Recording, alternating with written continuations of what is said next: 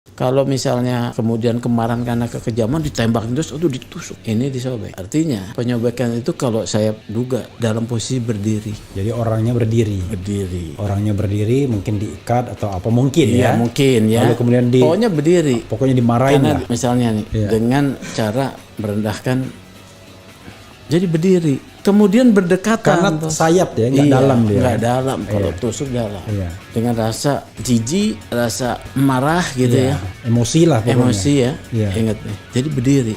Jadi ketika sudah dilukai dulu dari jarak dekat. Baru kemudian dugaan saya, tesis saya sudah saya sampaikan di dalam rilis, dia kemudian dieksekusi tanpa perlawanan.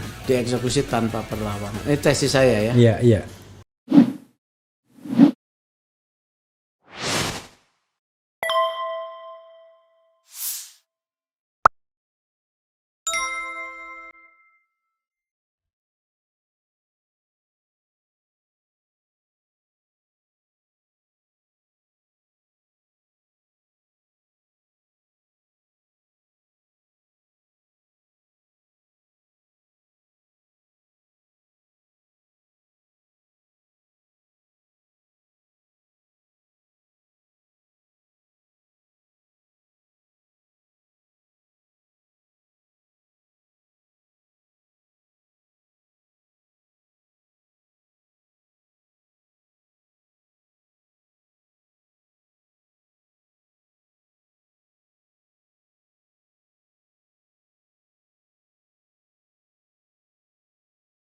Kemudian dalam hubungan hierarkis di atasan ini bawahan, ya.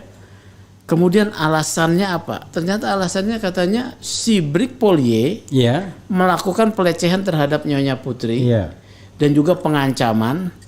Kemudian menembakkan 7 peluru. Ditegur, ya, dia menembakkan 7 peluru, ditembak 5 peluru. Ini sudah aneh. Ya sudah aneh, ya. Karena seketika itu juga, saya hari itu juga dapat informasi ada luka sayatan. Hari itu juga saya dapat. Luka sayatan di muka? Iya, di muka sementara. Karena mohon maaf sobat era sekalian, fotonya beredar di mana-mana. Ya kan? Jadi ada luka di hidung yang dijahit. Jadi ada keterangan luka yang di mata, luka di bibir. Di sini satu. Di sini di hidung, di hidung sini nih, di mata. Kantung mata ini dua sayat. Jadi gitu ya. Tapi informasinya ditembak, udah nggak matching. Ini perlu. Dan tidak ada yang peluru mengenai kepala kan? Nggak ada. Katanya rekoset, proyektil pecah rekoset. Kalau rekoset, arah rekoset begini, ini pecah. Tulang ini pecah. Ya kalau rekoset. Kalau rekoset di sini. Rekoset itu apa? Pantulan. Peluru ya. Pantulan peluru. Jadi kalau ini rekoset, di sini juga jebol. Ya, di sini jebol, sini kena, sini kena. Enggak tersayat begitu ya? Iya. Jadi itu. Nah, kemudian kenapa Pak Ferdi Sambo saya minta nonaktif? Saya berpikir sistemik juga. Kalau orang yang punya kewenangan kemudian dilibatkan memeriksa, akan terjadi distorsi. Dia nonaktifkan dulu. Nah, jadi dua itu sama keganjilan. Kita lempar tuh, ternyata bergulung, ya, bergulung tuh. Bergulung-gulung seminggu penuh ini. Bergulung atau bergelombang? Bergulung-gulung lah. Berguling-guling juga. Jadi bergulung-gulung ya. Saya berpikir sederhana. Seorang yang sudah bekerja 2 tahun, bawahan, tiba-tiba berani melakukan pelecehan terhadap. Itu 2 tahun ya? 2 tahun. 2 tahun, ya, bekerja sebagai ajudan dan juga sopir pribadi. Melakukan pelecehan. Yang saya berpikir adalah orang ini pada saat melakukan itu terjadi perubahan psikologis mendadak. Mungkin dia minum obat, ya, atau dia kesambet, ya. Nggak mungkin lagi dalam keadaan ordinary ya? Iya, ordinary. Kemudian bagaimana melacaknya? Jadi memprofiling, saya ketemu kemarin diskusi di Surabaya, memprofiling tentang psikologi seseorang itu bisa dari komunikasi sebelum dia mati. Ya, di mana? Di alat komunikasi. Dia berbicara dengan siapa, suasana kejiwaannya tenang apa tidak. Ternyata dia baru bicara dengan ibunya. Katanya dia disayang oleh bapak keluarga ini. ya dianggap sebagai anak, ya. Bahkan pagi hari menyampaikan bahwa dia itu sedang mau mengantar perjalanan pulang. Itu perjalanan pulang Freddy Sambo ya? Ferdy Sambo? Iya. Dari Magelang, Jakarta? Iya. Ya, itu nyonyanya nggak ikut ya? Nyonya ikut. Oh, Nyonya ikut? Iya, oke. Dari ceritanya begitu Nyonya ikut. Jadi yang saya lihat, ini ada yang keganjil ya, serangan kepada itu. Dan juga biasa tindakan pelecehan seksual kan dari orang yang posisinya tinggi kepada bawah, subordinatif. Ya. Ini tidak. Jadi ya saya bilang ini ada keanehan. Makanya saya bilang 2, TGPF dan nonaktif. Begitu ya. Nonaktif sudah, TGPF hanya internal. TGPF dibentuk dengan nama tim khusus apa-apalah. Yang juga kewenangannya, saya pikir kewenangannya karena ada Kabar Eskrim, termasuk di dalamnya melakukan penyelidikan. Kabar Eskrim yang melakukan penyelidikan. Ternyata kan tidak. Polres Jakarta Selatan tetap ditarik ke Polda Metro.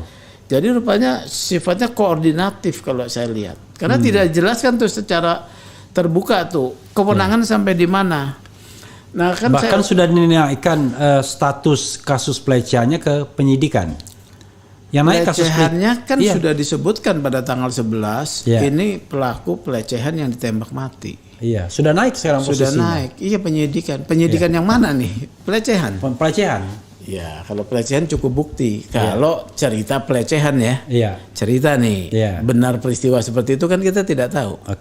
Karena kuncinya pada keterangan saksi ya. Nah, pelecehan menjadi tanda tanya. Kemudian ini kan belum ada laporan keluarga, tapi kita sudah tahu ada luka. Bagaimana sih mengungkap kasus pidana? Kalau itu kasus pidana tentang matinya orang, bagaimana caranya? Makanya saya ada kaitan dengan obstruction of justice. Jadi gini, kalau ditemukan mayat yang mati dengan tidak wajar, bukan karena alamiah, maka tindak yang dilakukan tuh bukan mencari orang yang tahu, bukan. Yang tindak dilakukan adalah bedah mayat, jadi otopsi. Karena mayat yang mendapatkan sebab kematian yang tidak wajar itu di tangan seorang ahli forensik, dokter forensik atau kedokteran kehakiman bisa berbicara dalam tanda kutip. Apa yang terjadi pada dia? Dia tahu ya mati karena peluru, mati karena disiksa atau apa? Iya, jadi tahu. Gitu. Itu ahlinya dokter Muknim tuh dulu. Kalau ada dokter Muknim ini seru nih, ya. Dokter Muknim Idris. Udah meninggal. Udah meninggal. Udah lama ya. Iya. Dulu paling top dia. Paling top. Saya sempat belajar forensik sama dia dikit-dikit ya. Jadi harus dilihat dari itu sebab kematian. Ada luka tembak, ada aniaya. Match enggak? Dia menembak 7 peluru, ditembak mati, kemudian dilukai mukanya. Enggak match. Udah mati kok. Kalau misalnya kemudian kemarahan karena kekejaman ditembak terus itu ditusuk. Ini disobek. Artinya penyobekan itu kalau saya duga dalam posisi berdiri. Jadi orangnya berdiri. Orangnya berdiri, mungkin diikat atau apa mungkin ya. Mungkin ya. Lalu kemudian pokoknya berdiri. Pokoknya dimarahin lah. Misalnya nih dengan cara merendahkan. Jadi berdiri. Kemudian berdekatan. Karena sayap ya, nggak dalam dia. Nggak dalam. Kalau tusuk dalam. Dengan rasa jijik, rasa marah gitu ya. Emosi lah pokoknya. Emosi ya. Ingat nih. Jadi berdiri. Kemudian dalam kontak fisik yang dekat. Jadi info dia melakukan 7 tembakan, kira-kira ini enggak logis? Masuk akal enggak ya? Enggak, udah tidak masuk akal, Bos. Sudah tidak masuk akal. Jadi ketika sudah dilukai dulu dari jarak dekat, baru kemudian dugaan saya, tesis saya sudah saya sampaikan di dalam rilis, dia kemudian dieksekusi tanpa perlawanan.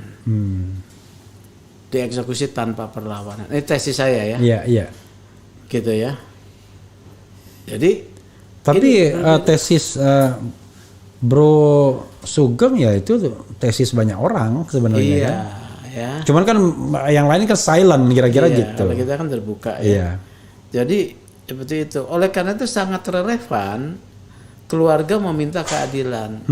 Kan keluarga selama beberapa hari IPW berbicara, keluarga belum tergugah, ya. Akhirnya IPW berbicara, keluarga baru kemudian merespon, menunjuk advokat segala macam ya. Jadi di sini, nah ini yang menariknya. Jadi informasi sampai tanggal 11 mengalami kemudian modifikasi perubahan sampai kepada adanya laporan polisi dari keluarga nih. Ini yang kita harapkan bisa membuka tabir ya. Laporan polisi itu, karena laporan polisi itu adalah awal dari satu proses hukum penyelidikan dan penyidikan. Laporan polisi dari pihak keluarga. Pihak keluarga. Kalau tidak dilaporkan kan tidak ada alasan. Walaupun dalam hukum pidana sebetulnya bukan delik aduan. Bukan delik aduan, polisi harus melakukan penyelidikan. Tapi kan sudah tahu polisi dari awal. Tapi sikapnya kan adalah bahwa itu sebagai mati karena dia melepaskan tembakan 7 kali peluru ditembak. Nah, di dalam aturan Perkap Kepolisian, Perkap tentang penggunaan kekuatan senjata dalam tugas kepolisian itu dibenarkan. Kalau ada serangan yang membahayakan nyawa ataupun harta benda, nyawa petugas atau orang lain, boleh membela diri. Boleh melakukan tindakan pembelaan diri. Kekerasan senjata. Ya. Tapi tidak boleh berlebihan. Ada tahapannya. Ya, kan. Ya, ada tahapannya. Atas dulu. Atas ya. Kaki. Baru kemudian gitu ya, tapi mungkin nggak begitu kalau ini menghadapi penjahat ya. Oke langsung ya. Oke langsung karena itu mengancam jiwa. Itu pertimbangannya diskresi itu. Ya, dalam polisi. Boleh langsung tembak. Itu informasi di awal. Jadi gitu Bang.